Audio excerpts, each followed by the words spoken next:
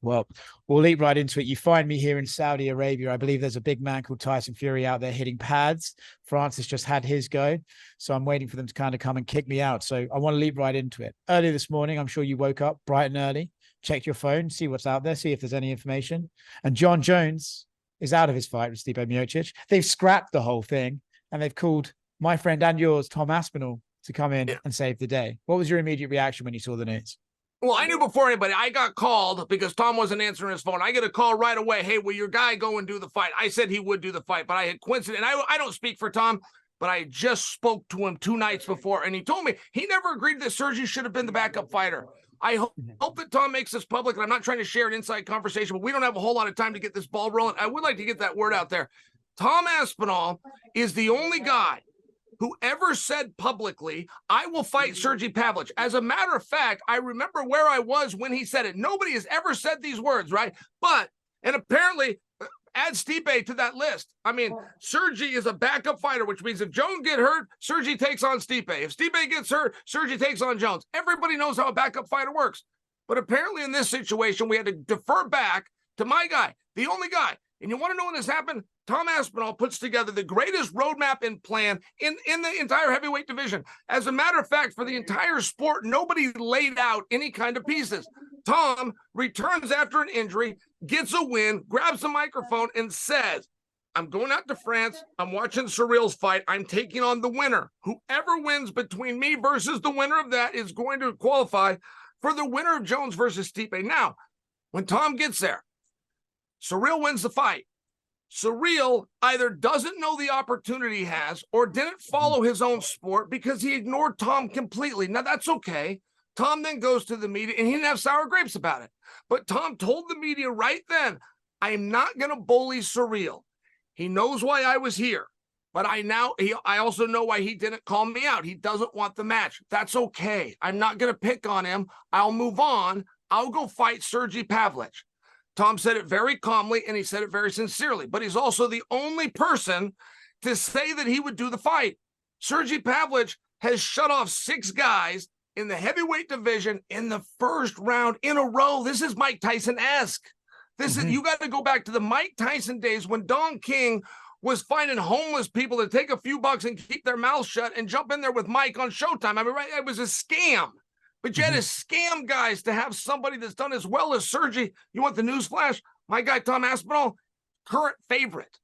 He's currently favorite at DraftKings right now. I don't know if that will hold up. In all fairness, it took me as a bit of a surprise, only because Tom is 1-1 in his last 2, right? We had to suffer the injury with Curtis Blades. Sergey's won these 6 big fights. So it was a little bit of a surprise, but I do think the audience is seeing the same thing that Dana White and Hunter Campbell saw, which you have one guy who's willing, one guy with the courage to do it, one guy who asked for it. You always get what you ask for when you're the only one to ask. Tom deserves this fight. And I'll tell you one final thing, because I know you're trying to rush me here.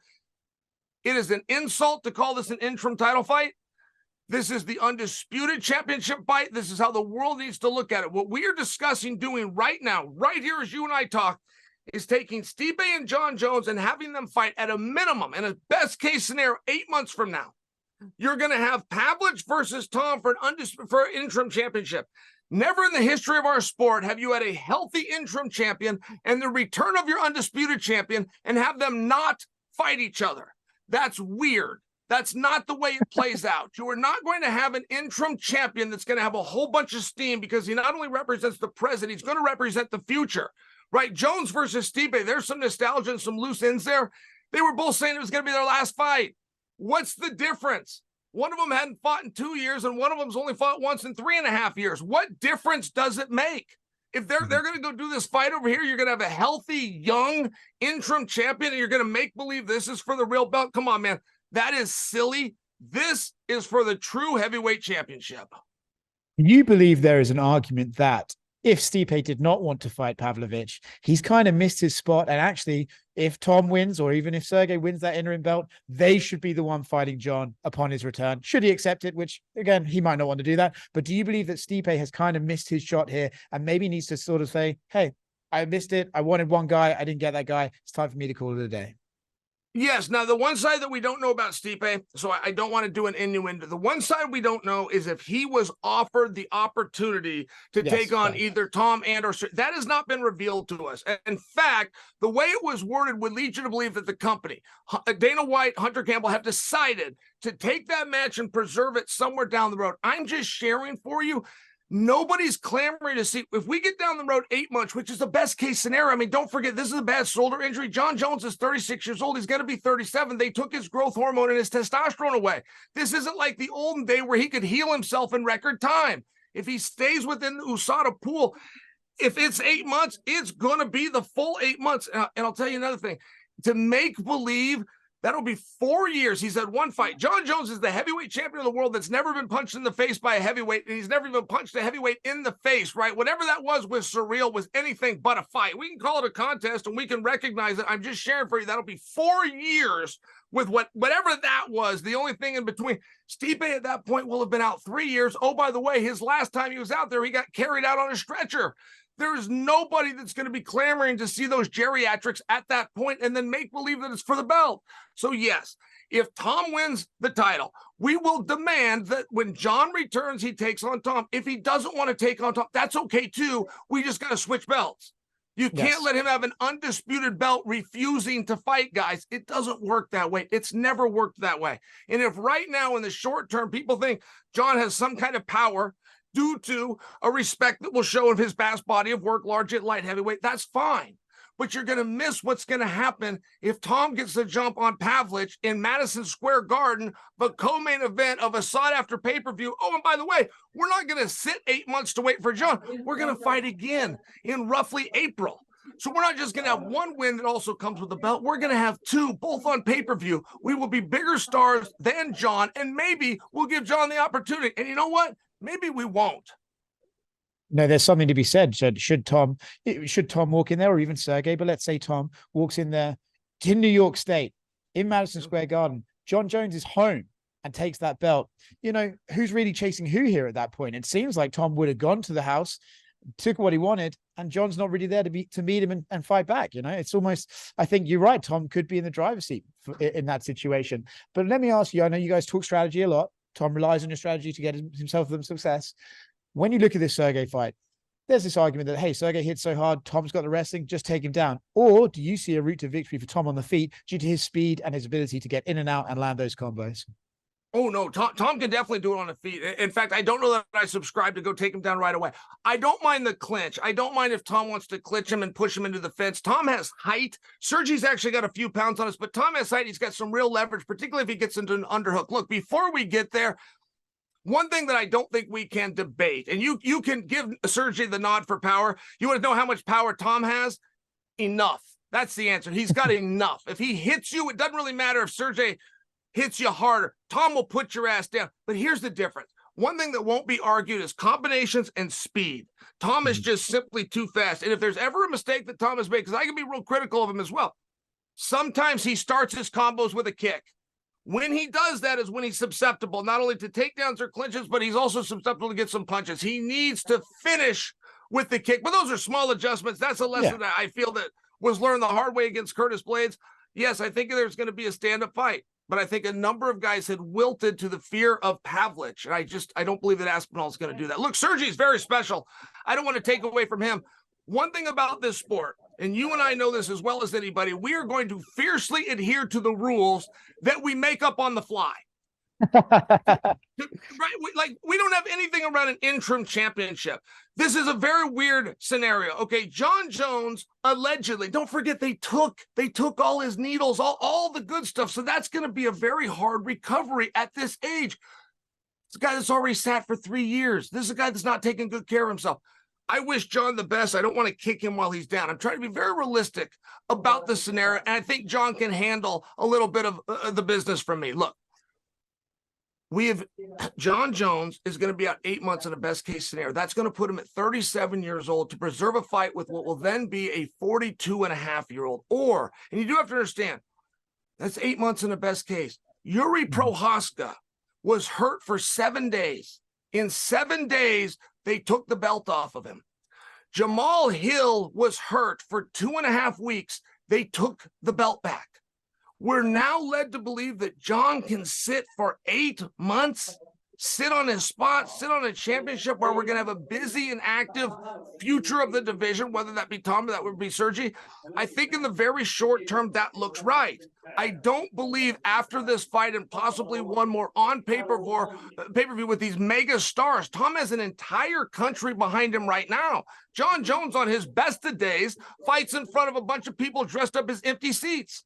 Jon Jones and Stipe got assigned to this card. The tickets did so bad, they allowed a rumor that Covington and Leon were going to come in. They knew it wasn't. They just allowed the rumor because they needed some kind of buzz that they couldn't get from the fireman and the drug addict. And then that was rude. That was rude. I'd like to take that back. But Chael, come on.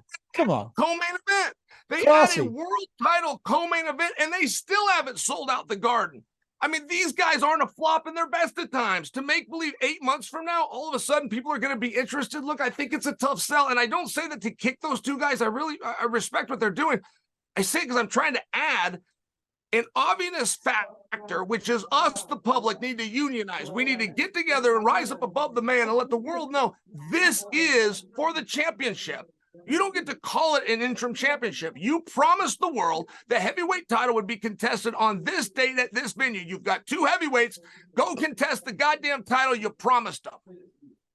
How happy do you think Francis Ngannou is that he left the UFC now that Jon Jones fight is an extra year away and he wasn't going to get it for a long time anyway? Well, hey, great segue, right? Because I know you're out there in Saudi Arabia getting ready for that fight. I actually had never thought about it from that perspective. I'm jealous that you came up with that and not me, because that's a very relevant point, right? Like, seeing the future is hard to do. And Francis Ngannou, Francis versus Tyson is the sporting mismatch of my lifetime. It is the the Harlem Globetrotters versus the LA Lakers. But Francis did want it, and he did find a way to get it. He deserves to have some credit for that. It's almost like this guy's a crystal ball. Now you mentioned the fact that he wouldn't have got the Jones fight anyway. You make a very fair point there. Do you think, listen, we don't have to spend much time. I feel like people have offered their opinion on the Francis Tyson thing, but being that I'm here, is there a way Francis gets this done? Does he shock the world? Are you going to give that prediction on public? No, but it would also be a very hard thing to shock the world. You got to understand, like, the greatest upset ever when people, particularly guys like you and I, are talking, we talk about Buster Douglas over Mike Tyson. That is always the big one. Then when you get a little more of an aficionado, maybe you talk about Holly Holm and Ronda Rousey. But you have to understand, one thing that Douglas had and Holly had for those nights of upset is they had an audience. There is nobody. I live in this space. I work for ESPN. This fight's on ESPN. ESPN has a crew out there. I found out this morning that these guys are fighting this weekend.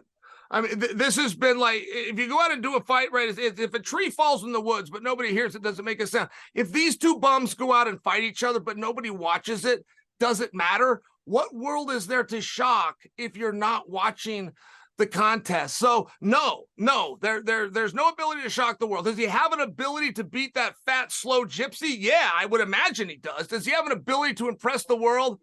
No. We'll finish with this. As someone who's been so involved in Tom's journey, obviously for him to win the world title at Madison Square Garden, it would be quite a moment. But for you to know that you helped guide that young man there, what would it mean to you? Yeah, it would mean a lot. It would mean a lot, and I don't want to overshadow. Like, Michael Bisping has also done a great job. I always have a little bit of jealousy, like for Tom's attention. Bisping and I have like this weird push and pull a little bit, but it will mean a lot. It's very fun as a fan, and I'm a fan of the sport. I started as a fan. I'm a fan now. 20 years, I'll still be a fan, right?